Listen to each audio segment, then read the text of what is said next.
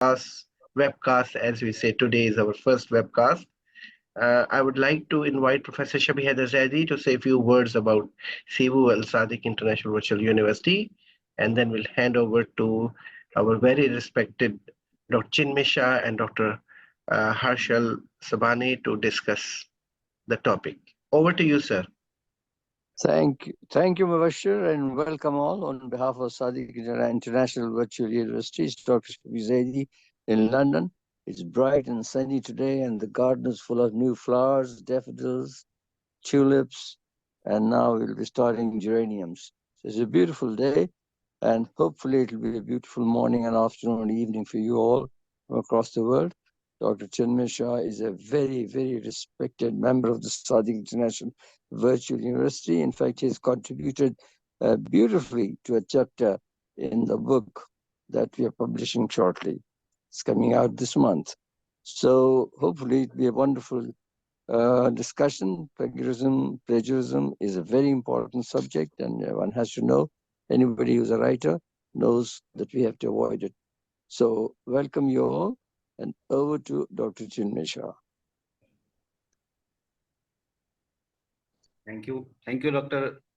Jayadi sir, and thank you for your encouraging words. You are always encouraging us and supporting us in all the different endeavors. So, as discussed by Dr. Mubashir as well as Dr. Sabi Jayadi sir, that today we are going to have something different patterns of our webinar, and that's why we have given the name webcast. So now I also invite a moderator, Dr. Harshal Sabane, who is a professor of community medicine at Mauritius, and I request him to start ball rolling. Dr. Harshal, over to you. Thank you. First of all, I would like to extend my heartfelt thanks to Al Sadiq International Virtual University, Dr. Zaidi, Dr. Mudassir, and Dr. Chinmay Shah for bringing us all on this platform and setting the ball rolling. As Dr. Zaidi has already informed us, this is a very important topic. Anybody at any level of academic research has to be well aware of plagiarism, advertently or inadvertently. We are also fortunate enough to have Dr. Chinmay Shah again with us today.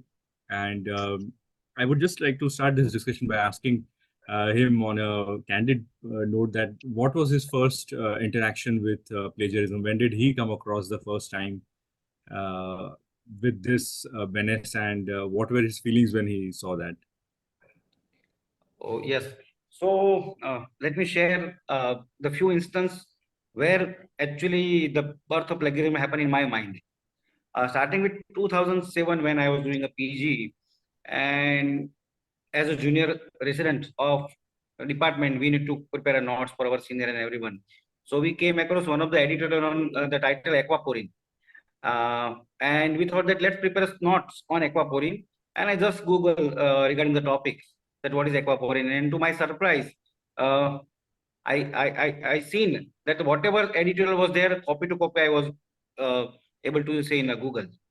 Similarly, first time as an assistant professor, I got review from Collected Medical Journal, and though I was not trained in reviewing, but I got that first time. So as a youngster, it is excited that I will not reject the article to review, and I accepted it.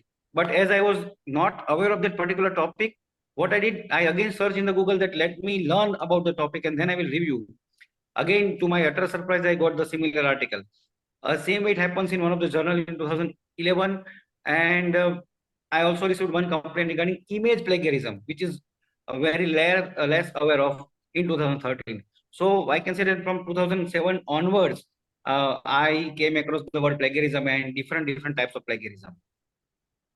All right. Thank you for that. So, from what you just said, what I can understand is that it's not just one type of misconduct that happens under this umbrella term, and there are more than one ways. It could be about ideas, it could be about texts, and you also discussed plagiarizing images. So, pulling on that thread, would you like to enlighten us about plagiarism in detail, its types in understandable language, so that we all understand what are the types of misconduct under this umbrella term, and probably unfurl it so that everybody can understand it threadbare? Sure, sure, sure. Uh, so in simple word, this is most simple word, the act of presenting another's work or idea as my own. As if you have seen my second slide, I have clear cut mentioned that whatever is presented here is not my own and is from the various sources. So when I say that, okay, this is Dr. Chinmay presenting, it means that I am bluffing, because people know that these all words are not my own. And so when, without citing anything, I am putting that, okay, I take one paragraph from your presentation and just presented my presentation. Even it comes to the poem also. Sometimes we cite a poem and everything, and it is written by somebody else, we'll put on our name. So that all is known as plagiarism. So it came from the word plagiarist, means kidnapper. Okay.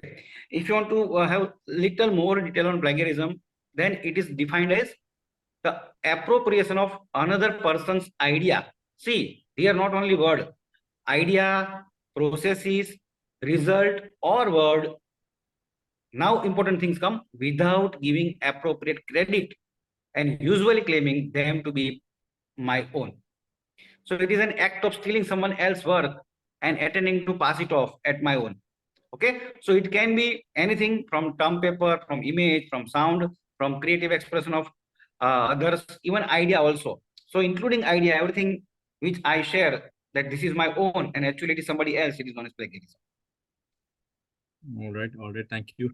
So, from your experiences, you said that you have been dealing with this for a long time, and that sort of lets us to wonder as to what is the magnitude of the problem. Is this a very common thing, or is this something which editors and reviewers come, once in a blue moon, or how widespread is this problem in your opinion? Yeah, sure. So before I go for this magnitude, let me try to share some detail about uh, that it is a globally, it is there globally, not only in one country or another country. It is a widespread, and not only in our own field, it is at everywhere. So if you look at this, that Office of Research Integrity says that prevalence of plagiarism is around 25%. I am just giving some reference of global plagiarism scandals which are published in different literatures. So this is like a Pulitzer Prize winning historian was stepped down for plagiarism. See, is also fired from his position. See, these all are because of plagiarism. Same way, if you see that the reporter has plagiarized the article and stories for, see the number of stories between only 3 years. So same way, from Hamilton College, from one more university, one more university. So it is a global. And here also you can see some of the, if you try to search in Wikipedia also, pro vice chancellor, and even movies and songs are get plagiarized. If you look at this even it is not only us. Even we can say that plagiarism also extend in even IIMs also. So management institution, pharmacy institution. So everywhere it comes. Okay. So even Right. judiciary also have a plagiarism. I came across one paper which says that if authors are more, plagiarism is less. If a single author is there, plagiarism is more. So this is the extent which we can see. Much more, actually, this is, I can say, tips of iceberg. No, interesting. So, which means that if there's more oversight, then probably plagiarism tends to go down. And with the advent of technology, we hope that it is going down. But from what you said, I could recollect that there are a lot of writing assistance tools available right now to authors. But this problem doesn't seem to be dying down because writing has become easy. Um, Going forward, could you also tell us something about the types of plagiarism and what is its extent in medical literature and medical academics? Sure, sir. So see, we have discussed that, okay, these are the different people around the globe who are has been caught for doing the plagiarism. It may be possible that somebody may not get caught, but it doesn't prove that you are not doing plagiarism. So if we look at the plagiarism, there are different five types. There are different five types of plagiarism. Starting with the first, that plagiarism of word, plagiarism of plagiarism of word. Are you able to hear me? Yes. The audio is clear. Yeah.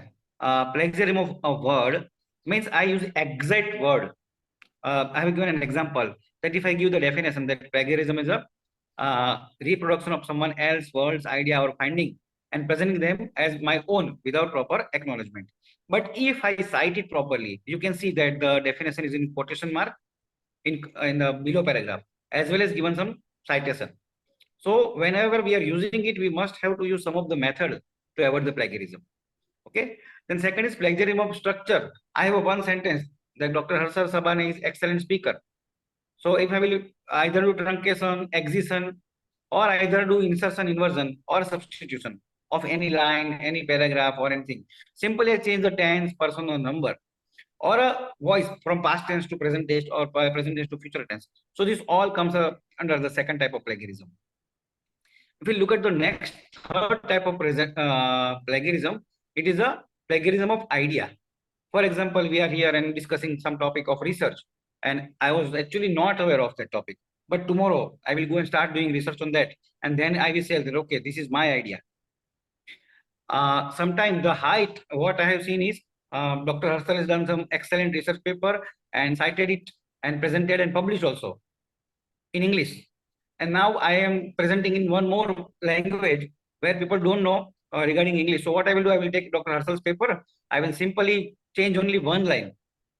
That is the details of author and correspondent address of correspondence of the authors. Remaining whole paper will be same. So that is also whole idea is yours, and I will take care and then publish on my name. That is also third type of plagiarism. Then fourth is plagiarism of authorship. So as I said, that turning into the replication of another work and submitting a paper, telling that it is my paper. And lastly, self-plagiarism. So this is the fifth type, and actually very less people are aware that even if I cite, even if I publish my own paper as a second paper, it comes as a plagiarism of self. So actually what is happening, what people are doing, I will do one study and then divide into 4, 5, 6 type, different papers, and then publish 5 papers. But I'm not telling my audience that I have paper first published in this journal and this is the based on that second. Then I'm not telling that in third paper that previous 2 papers are this and these are the background, and on that I am doing it. So this is the problem with us, that we most of the time indulge unconsciously in self plagiarism. So these are the different types which we can take care of. If you look at the extent, see there is a COPE guidelines which says that there are 2 divisions. One is a major plagiarism and second is a minor plagiarism. So major plagiarism could be defined as any case involving number 1, unattributed copying of another person's data finding. Second, resubmission of an entire publication under another person's name, either in original language or in translation. Third, verbatim copying of more than 100 words of original material in absence of any citation to the source material. And fourth, unattributed use of original published academic work. Okay, it can be structure, argument, or hypothesis. So this all is known as major plagiarism. And if you look at the minor plagiarism, verbatim copying less than 100 words, close copying, not quite verbatim, but change little bit from original, and more than 100 words from another work, cited or not cited. So this comes under minor plagiarism. So a COPE guideline says that there are certain section of research. So here comes our role actually. So there are certain section of research report which may be more likely to include as a non-original material. Okay. For example, a method section. It may be there and may be same, but we can't say it is a plagiarism because what we are putting in our paper is widely used technique, and so it will be the similar. But the thing again comes is citation. So even when COPE further says that in case of research and editorial, we can use a software to detect the text similarity, but we have to see that reference section contain large amount of copied text, and it may be from the title or some cited article. So this is actually for editors or for teachers who are using a software. COPE also says that please be cautious, that don't consider all the reference section in the plagiarize percentage. Same way methodology in the plagiarize percentage. So this is an extent and the care we have to take when we are assessing it for plagiarism. All right. All. Thank you for that. That was really insightful. What was the important message there was for me that there are certain sections in the paper in which there is likely to be duplication. One of those sections is methodology section, and I have found conflicting reading about how much of copy paste is allowed in discussion section.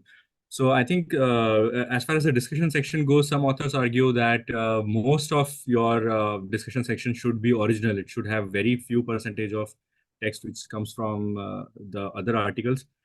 But when you compare your article findings with somebody else, I think all of us have to note that, like sir already highlighted, citation is very important.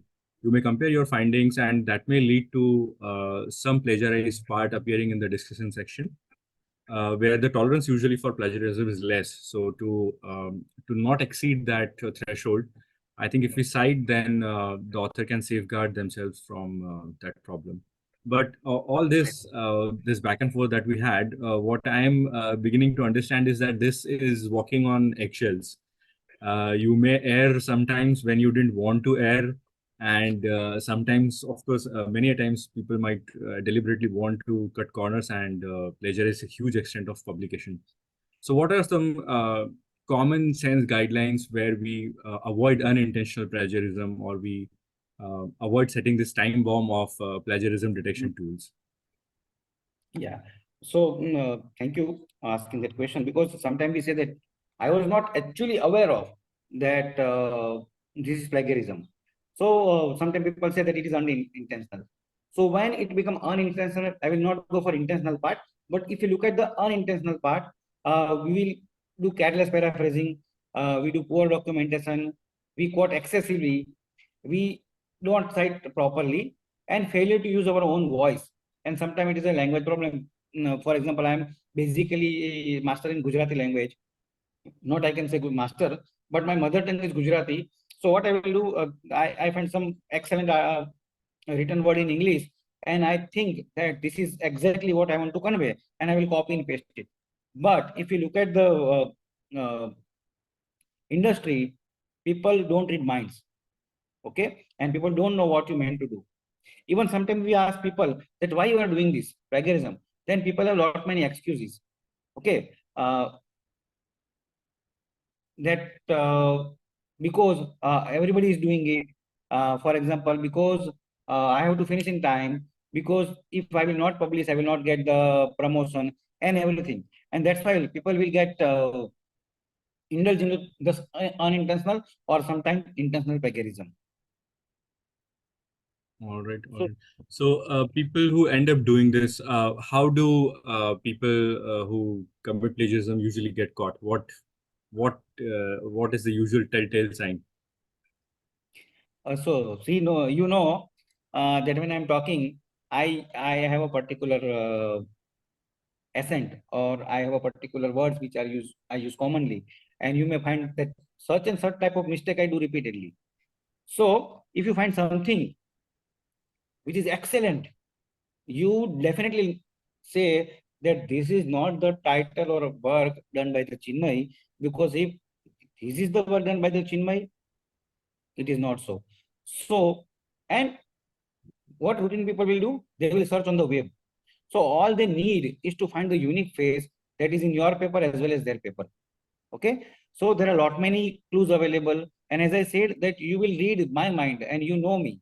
So our teacher know us that, okay, this is the capability of this person, and when the things are beyond his capacity or under his capacity, it means that he get caught. And as I said, there may be lots of excuses we have. Okay, but those excuses can't cut it. There is no acceptable excuse for plagiarism, because plagiarism is cheating.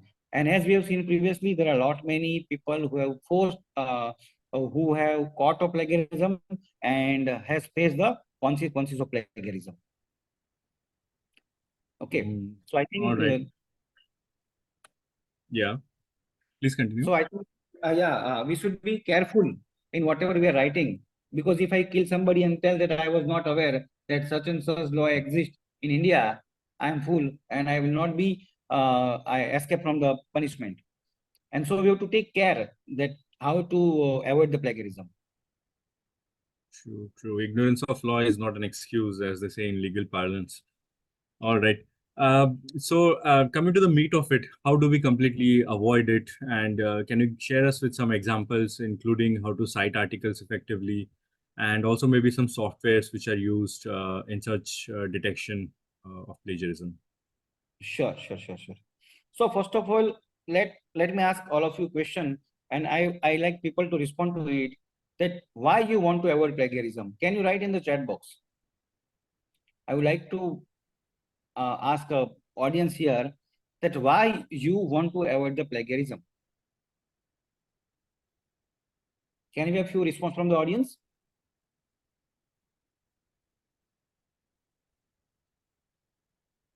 Yeah. Pardon, repeat the question. Why one should avoid plagiarism? Excellent. Authenticity, have authentic information, requirement, honesty, because it is not ethical. I want my work to be acceptable. Okay, unethical, honesty, plagiarism is equal to unethical practice and reputation. Okay. Even Jimenisha, it is not good to do something more than 20% in even any thesis or even in paper. So it is better that we should avoid the plagiarism. It is very important in writings, medical writings, and the research. Definitely, sir. So, as everybody, you all have mentioned, you all are very correct. Let me just summarize you what you all have said is we have to avoid the plagiarism, because when you are avoiding plagiarism, you are helping yourself. Because when I will copy paste, I am cheating myself and I will limit my own learning. Then the consequences are not worth taking risk, as you have seen. And now I think if I talk of India, even ICMR and NMC are coming with the strict rules. Even from the UG students, they are coming with the rules of plagiarism and plagiarism check. So consequences are not worth taking the risk. Then it is right to give a credit to the person whose idea we are using. So this is all what you have said. Citing use authority to information I present.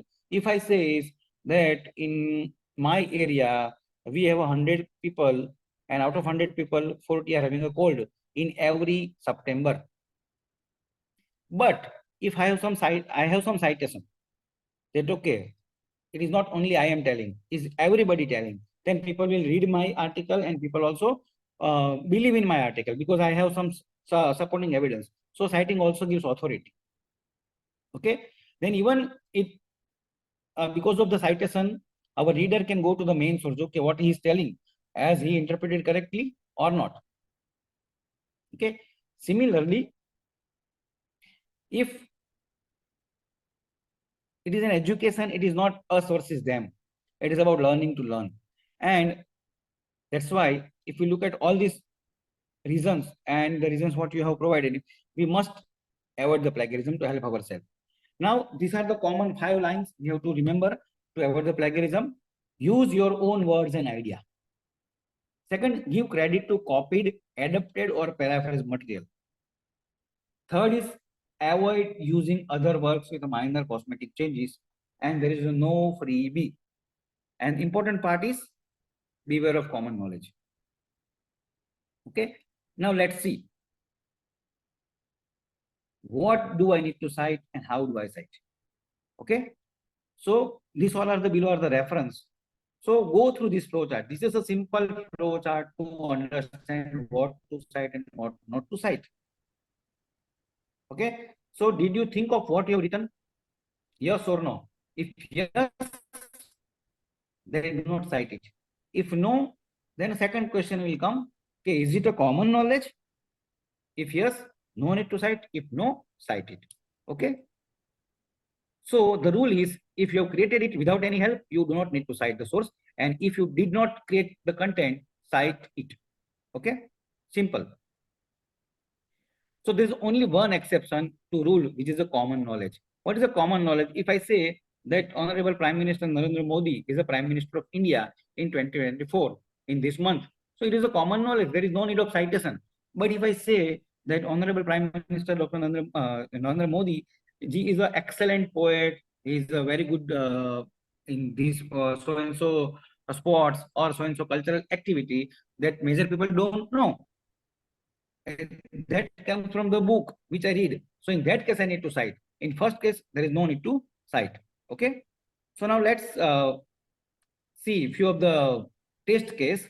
So I request everybody to read it. Jack isn't sure if he needs to cite the source of an information below. He found the fact online. Abraham Lincoln was our 16th president. What do you think? And what should Jack do? Pick one answer. Cite the source or do not cite the source. I leave it to you. Give you 20 seconds. So please read it and answer in the chat box. And I request Dr. Harsal to just say the overall what people are saying. Sure. We'll keep an eye.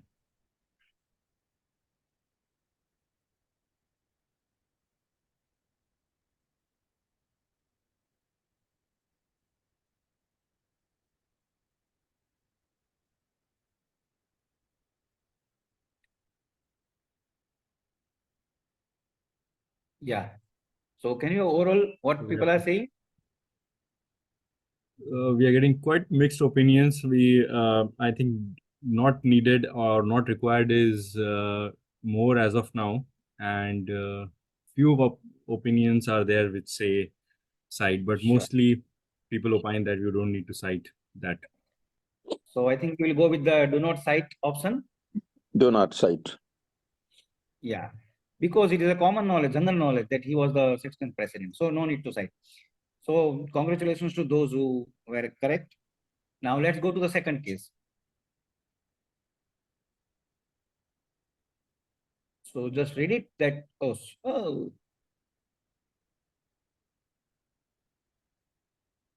So I'm not reading it and waiting for your answers. Let's take a 20 second.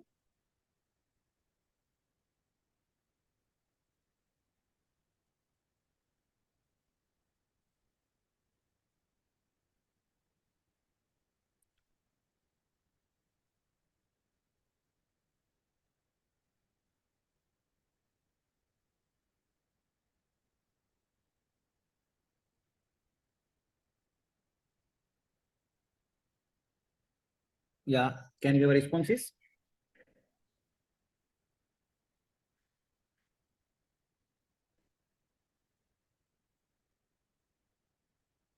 I think now the balance is shifting towards cite. Great. When the responses started pouring in for the second one, we are tilting towards the side of the cite response. Cite. Majority are in cite. So I think my work is done. You all are correct. You must cite the source of paraphrase because the idea belongs to the source. Okay.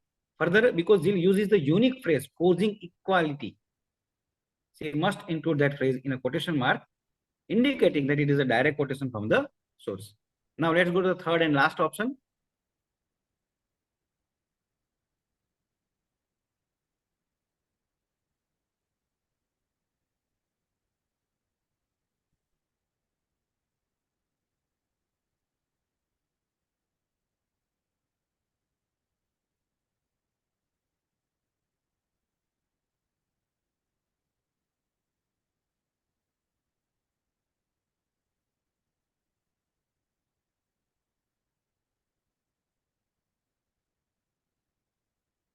Okay.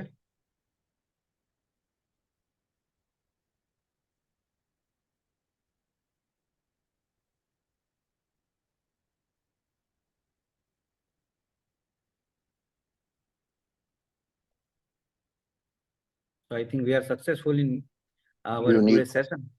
Yes, Yeah. unique Right. citation. So for this also we are on the cite side this time also. Right. Okay, done.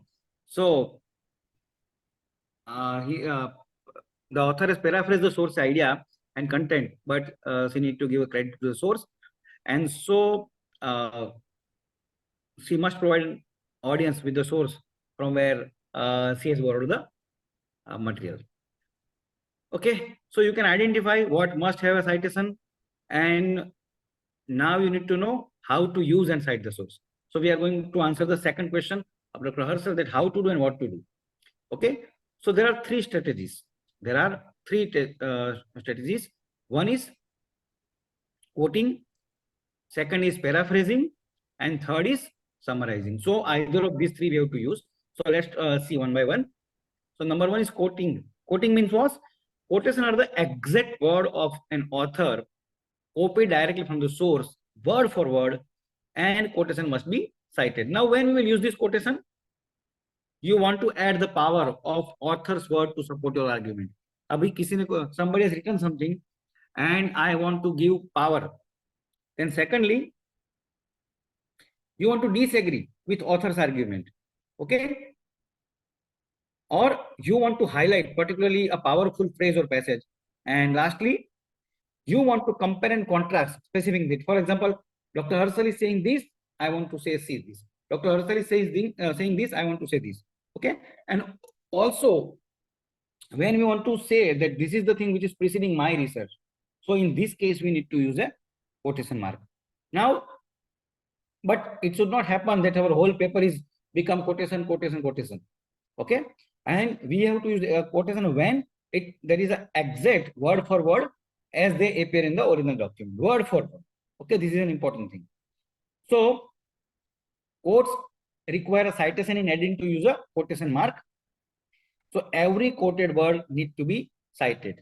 Okay, even a short phrase or single word is there, we need to quote it and we have to cite it when we use word for word, exactly similar. Okay. So what you will do? Let me give an example. Can you see here? According to the literary critic Bethel Park, Piggy find peace through in inverted comma his search for the height of his own potential. So it is a quotation mark as well as there is a citation mark. So use a single phrase, use a quotation mark, and provide the page number. Now this page number is actually what you want to put in a bracket is as per the citation style you are using. Okay, it may be different if you use APA style. It may be different if you are using a Vancouver style or Chicago style. Okay, clear? So this is another example. You can just look at it that we have a provided quotation mark and at the end I am giving a page number. And that page number, or we can say reference number, as I said, it is as per the need of your reference document. You will be putting the same thing in the reference section. Okay. Now, second is paraphrasing. What is paraphrasing? It means rephrasing the word of an author and putting somebody else's thoughts in my own words. Okay. When you paraphrase, you rework on source idea, word, phrases, sentence structure in my own. Okay. And like a quotation, even this paraphrase material must be cited. Okay. Now, when we will paraphrase, number one, to use information on our note card and you want to avoid the plagiarism, we have already used the quotation too much. Okay. Then also we want to use my own voice and present the information. I don't want to use, though the major idea is of somebody else, but I want to put in my own words. So in that case, you need to do a paraphrasing. Okay. So here also you can use the single phrase and you have to provide the page number. Now let's see different type of paraphrase. Now I request all of you to just read this and just keep in your mind that how you will paraphrase this. Then we will see you are correct or not. So take a 20-second and read this paragraph and now think in your mind how you will paraphrase it.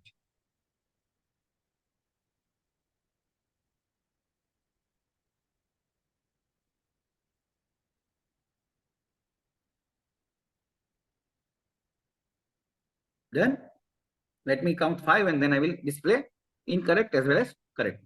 1, 2, 3, 4, 5. Here we go. So if you think on this line, the paraphrase is incorrect. Okay. So what will be the correct paraphrase? This is the correct paraphrase. Okay. So now what is the difference? Can anybody tell me what is the difference between incorrect and correct? Can anyone? What is the difference? You can just raise your hand or you can write in the chat box. So what is the difference between incorrect and correct?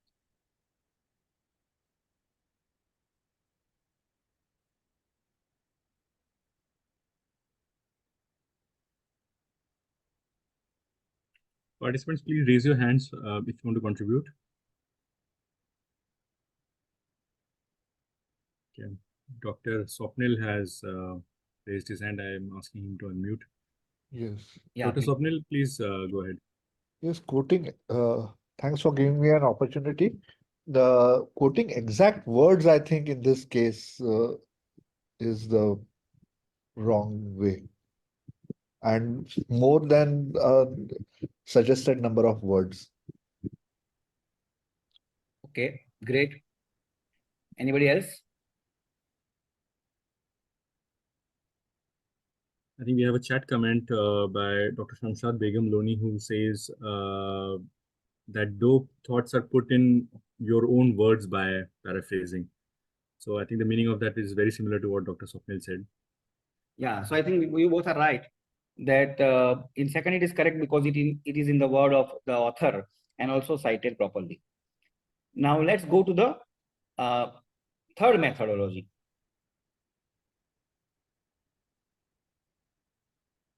Okay. Third is a summarizing.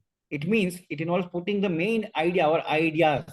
Sometimes we say that previous authors said. When we use the word authors, means there are multiple. So we look at the multiple places and then we want to put it. Okay. So summarizing involves putting the main ideas of one or several writers into my own words, including only the main points. Okay. So when we do the summarizing, they are significantly shorter than the original things and take a broad overview of all the source material. Okay. Again, it is necessary to attribute the reference sources. And that's why sometimes, that's why we have a lot many reference when we look at a few of the clinical trials. So when we want to summarize, you want to establish a background or offer an overview of the topic. You want to describe a knowledge from various sources, not only single sources. And lastly, you want to determine the main idea out of a single source. Okay, so these are the places where you will use the summarizing. Okay. Now, how do I cite the source? So there are a lot many methods. There are a lot many citation methods. Okay. So if you wish to avoid accusation of plagiarism, we must cite, and there are several methods. If you look at this is a PubMed, a web style. Let me ask one question to the audience. Dr. Harsal, what do you think? How many different types of citation methods are available in the world? Well, I believe that it depends upon the type of scientific study we are talking about. So considering various disciplines, I would reckon more than 50 probably based on the various disciplines that we have. Okay. No, Dr. Shemenai, nowadays there are more than 500 types of citations. Yeah. Well, if I will say the figure, you all will get stunned. Actually, it is around 9,000 methods. Yes, more than this. It is a larger list. Yes. So whenever you are writing any article or anything, please look at the journal guideline and your university guideline that which citation method they want to use. Okay. So there is a flow charts are available for editors and authors that if you want to come across any of these things, what you have to keep in mind to avoid the plagiarism. For example, if I look at the manuscript on receipt, I have to see that okay, there is no plagiarism. So even we will screen by sending it to the external peer review. And then lastly, when I will provisionally accept, again we have to screen that it is not a plagiarized material.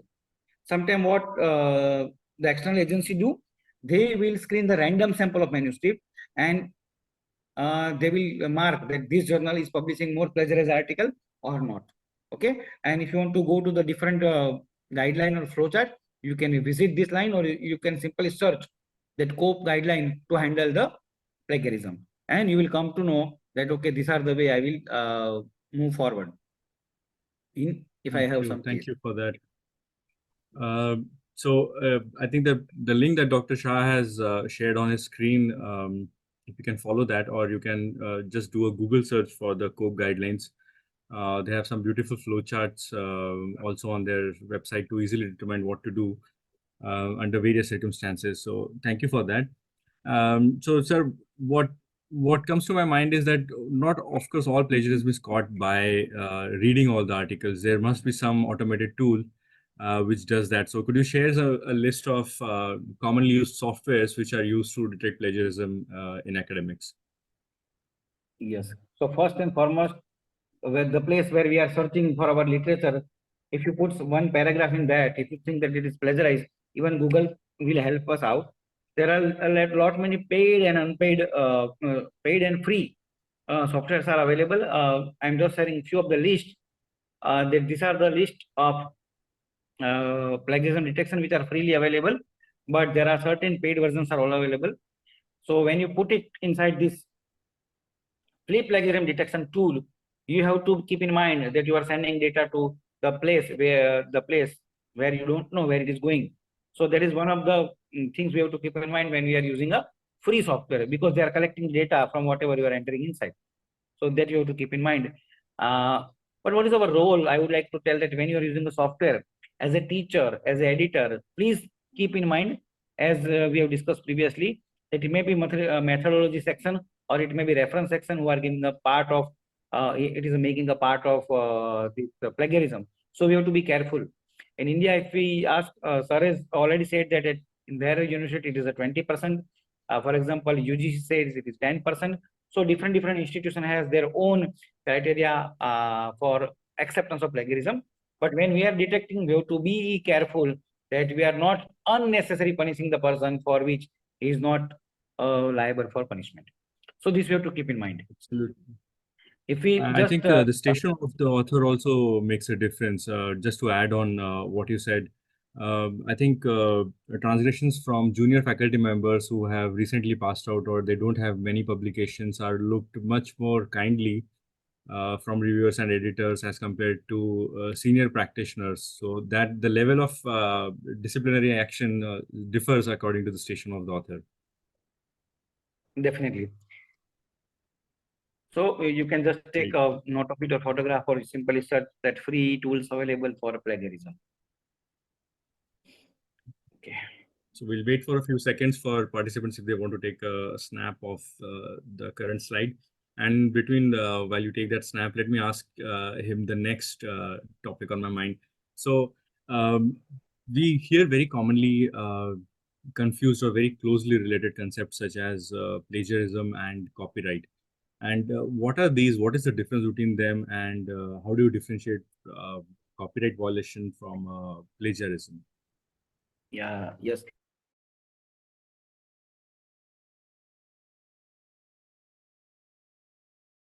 Some type of certain requirement that you have to submit your copyright form. In books, you are copyrighting your book. So actually, it is nothing but this. Everything is actually intellectual property. But if you want to see by definition, what is the copyright? It is an exclusive set of rights for a creator. Okay, to copy, distribute, perform, adapt, or use the work at anywhere. It is my view or it's my purview. Okay, and why it is done actually? It is to get an incentive after creation of new work. For example, I am preparing this key and you want to use this key, I will charge from you that this is my own prepared material. If you want to use it, give me money, I will allow you to use it. Okay, and sometimes copyright may holder maybe the person, maybe the institute, or maybe the whole state. Okay, and it is the copyright holder who grant the permission. So what it protects? Copyright actually protects all the literary work and artistic work, translation, adaptation, all the arrangements, collections of literary and artistic work. Okay, it applies on the art and industrial designs also, and also computer software. So these are the places. If we just want to compare both, this is a simple comparison. That in a plagiarism, if you want to avoid it, we have to see, say that from where we have taken it. If we don't say, that is a plagiarism. And in copyright infringement means I have used it without your permission. For example, Dr. Harshal has written one book and I will take chapter from that book and put in my book. So I have not asked him that can I use this particular paragraph or image and I will put in my own new book. So it will be infringement. Okay. So when you take it without permission and pass it off as a work, it is a combined infringement of plagiarism as well as copyright. So sometimes we are can be held responsible by moral ground also and by legal ground also. And that's why cite it, take permission. It is important when you are using something which is not your own. Thank you for that. And another confounder which sort of occupies the same space is that of Creative Commons. So could you please spare a moment about what that is and how does this relate to the discussion that we have yet? So as the copyright, it says that this is my own, and if I allow then and then you will be able to use it. So there is something known as Creative Commons, and in that I am putting openly that what I want you to do with what I have worked. Okay. Yeah. So actually, this is started by a non-profit organization. It supplies copyright license, including legal framework that allows creator to share work more openly. If I want to allow you that Dr. Harshal, you will be able to use my key, but I have certain conditions that I will allow you only if you will put that, okay, this is created by Chinmay and I am using it.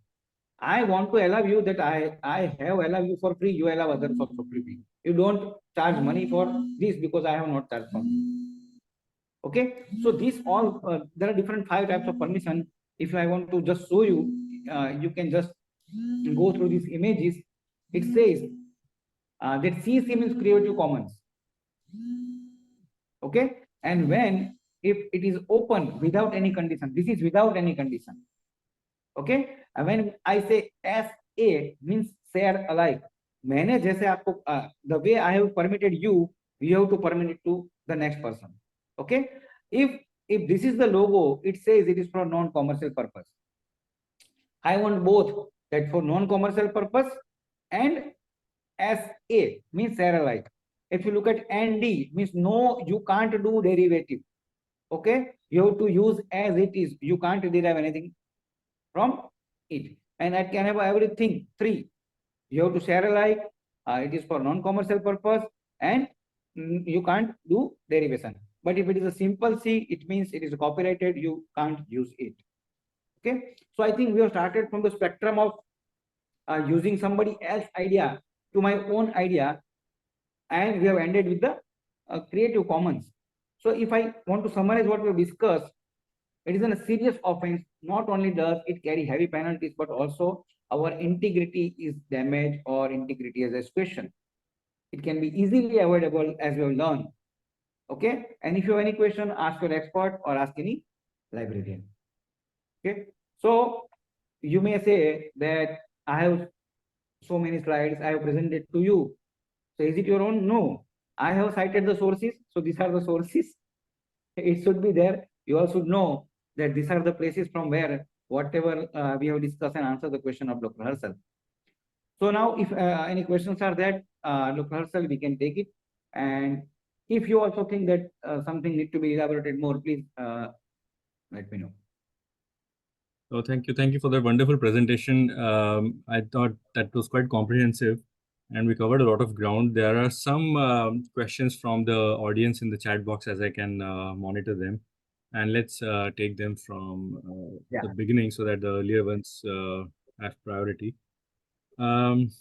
So Dr. Sukhir Hassan asks that how do we prevent plagiarism from such international words, for example, significant or p-value and many of statistical terms?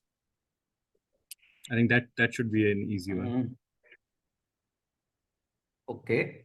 Let me again go through the chat.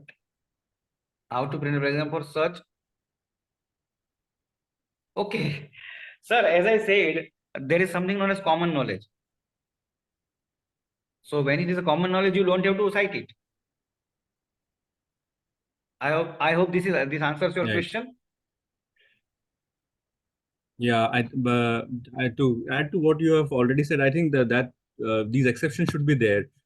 For example, when we do qualitative research, there is a list of null list, the list of terms which we would not count towards plagiarism, towards qualitative analysis.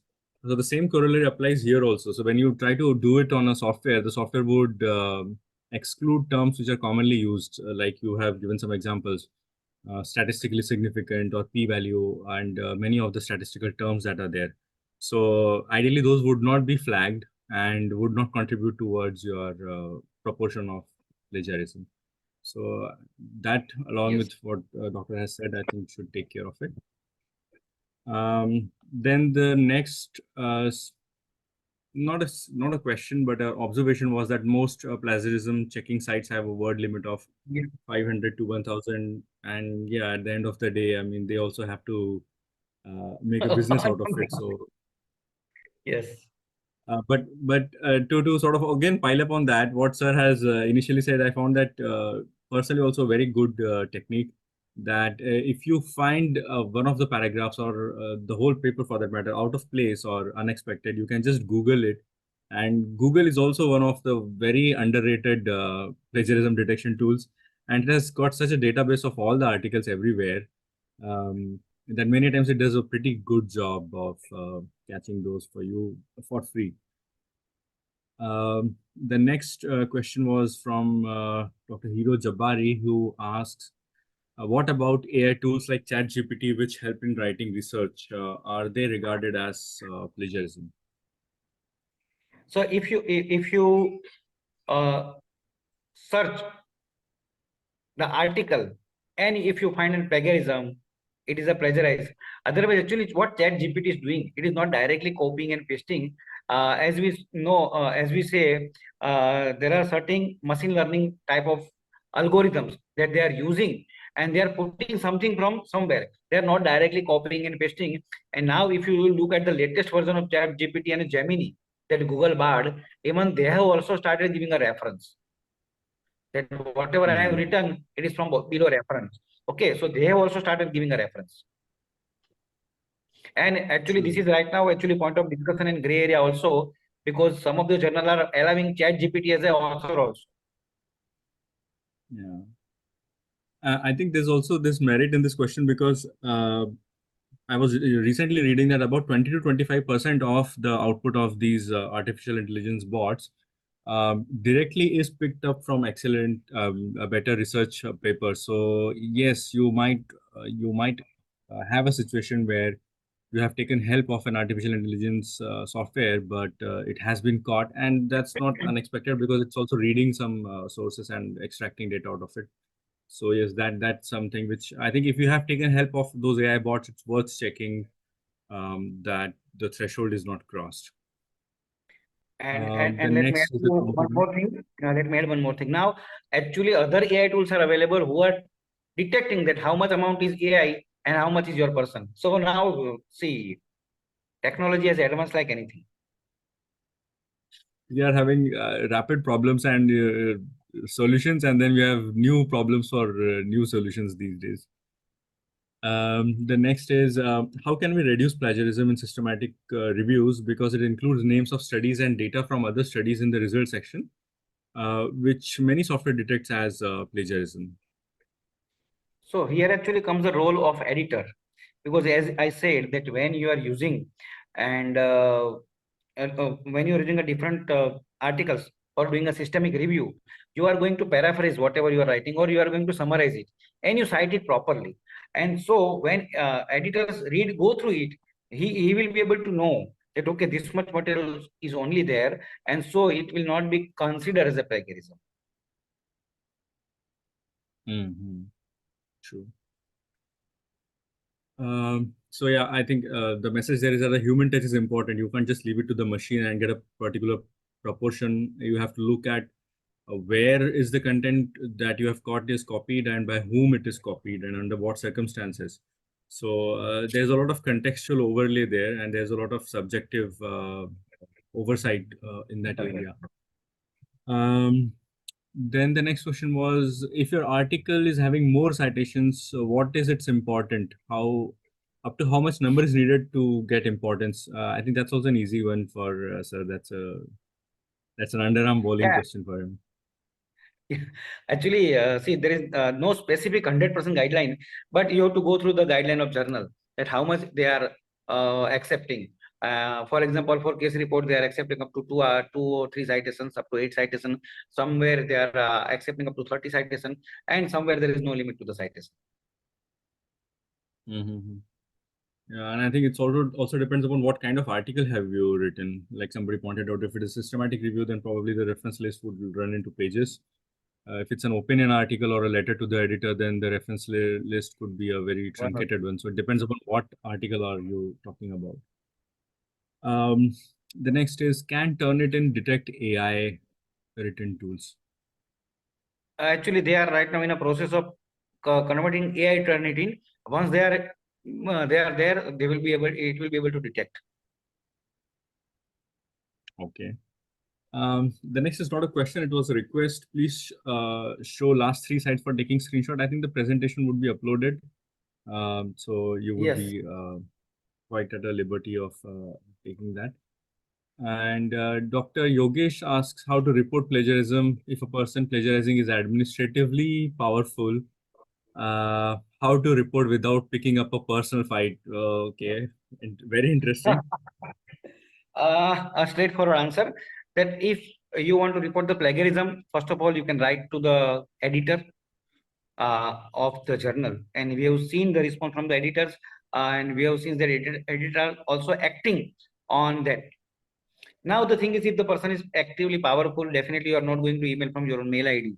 So you can have you have to create one more mail ID, or if you can write it and send it from your city. So that is the way you will not indulge into the personal fight, but you can definitely inform to the editor. And if they are not misselling, you can directly inform to the council also. So that is also possible, and people are doing it. And NMC and different councils are taking seriously too. All right, and I also think that it's also the editor's responsibility of sort of not shooting the messenger. The confidentiality protection for the whistleblower, that responsibility should lie with the editor. And of course, it would be a gross misconduct on the part of the editor himself if sort of he brings those 2 people in front of each other and say sort this out. That's not what is supposed to happen. It's our responsibility to sort that out, not the whistleblowers. Otherwise, that would be shooting the messenger. But a good question. The next is, how can ChatGPT be cited in a research paper? So again, if the journal is allowing ChatGPT, journal is also giving a guideline how to cite it. For some, the best way is, if there is nothing, no guideline is there, what you can do is you can go to the any of the citation method, and you can cite as per you are citing one online article. Okay, so the link is there. You have access on this date, like that you can cite it. All right, so very similar to what we do for a website citation, I presume. Yes. Great. Next is also not a question. It's a statement that IMCJE states that ChatGPT is not qualified as an author, and the arguments are very correct. I to my mind, because it cannot approve the final manuscript, nor it can take the responsibility of the manuscript content. And yes, that's the very common reason why Agree with that, sir. editors Agree would with that. reject. But the next question I think is a very pertinent one, and I like that somebody had asked this. Do we need to add references when we prepare lectures for classes, and when we take figures or pictures from textbooks for lectures? I think that's Yes, something sir. which Yeah. need to be reinforced. Yes, So definitely, sir. yes, that message, when we did that exercise, I think that was reinforced. But yeah, in case there was any doubt, yes, of course it needs to be taken. You might have seen in his presentation also, Dr. Chinmay sir, whenever he took some references from anywhere, even a simple photograph, you have to cite them. Just today morning I was preparing a lecture for sampling, and I asked AI to generate a man picking apples from an orchard, and we just cite it. Okay, so whatever you take from external sources, you have not painted it, cited. err on the side of caution. Next question is, Authenticate is the best tool for detection of plagiarism accepted by major Yes, publishers. sir. Yes. Okay. Turn What it in. about Turnitin? Right too. I think Turnitin is quite popular in the Western world. It's one of the integrated tools also with many of the large learning systems there. Yes, sir. Do we deal with plagiarism in assignments the same way we do with research writing? Okay. Medical educators here. I think yes, we should start doing it for AI. And as I said, AI tools are available. We can definitely check the plagiarism in assignment. And upcoming branch, we have to learn it because students are smarter than us and they are using it. Yeah. They are even using ChatGPT to answer the MCQ also. So we have to be careful and we have to learn how to deal with it. The next is it reliable for checking plagiarism rate? Is what reliable, Dr. Sukhir? If you can clarify, you can come back to that question. Should we report or give consent if ChatGPT is used in manuscript? Dr. Nidal Mohammed Ali has asked this. Yeah. So in case of your acknowledgement section or before that, you can put it as a note that ChatGPT was used in creating this manuscript and it is approved by me or approved by all the authors. All right. That's a very helpful tip. So yeah, you can, but you have to acknowledge or declare that it was used. And then we have some compliments. Thank you. Nice lecture. And Dr. Susan has said, yes, recent ICMJE guidelines address use declaration of ChatGPT by not only authors but also reviewers of journals. Okay, thank you for that addition. Dr. Yogesh's question has got some responses, and I think we have already dealt with that.